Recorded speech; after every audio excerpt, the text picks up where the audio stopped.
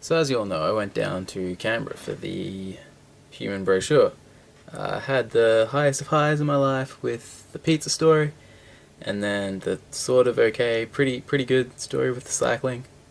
Still spewing that I didn't get that high score. But during the trip, I also reached one of my lowest points.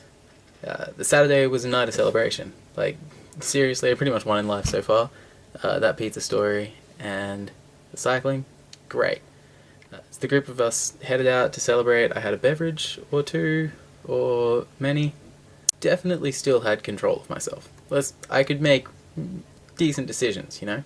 As I was poor, it was one of those decisions to not take a taxi home that probably screwed me up the most in this story. As you'll recall, I spent all my change on pizza, so I didn't even have the $5 that it would have taken to get a taxi home with people.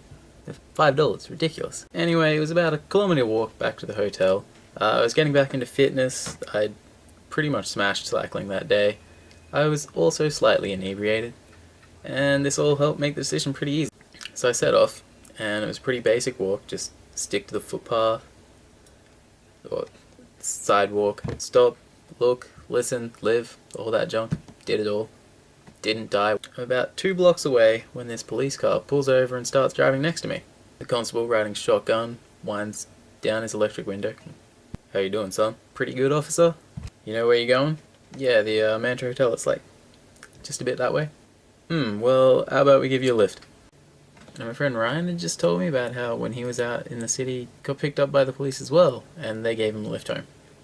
So it seemed like an okay idea, but it was just there, so I told him it's not really necessary. "No worries, just jump in the back there." So who am I to turn down a free lift? My brother's shoes are killing me, so it's appreciated. After I'd gotten in, it took us like 30 seconds to drive past the hotel. Yeah, past the hotel. The officers took me down to the station, and I was taken to a holding facility for the inebriated. They confiscated my phone, they took down all my details, and all that. So when they wanted me to see all of Canberra, they weren't really joking. I don't have any crazy jail stories for that night because I wasn't in jail. I was in a holding facility.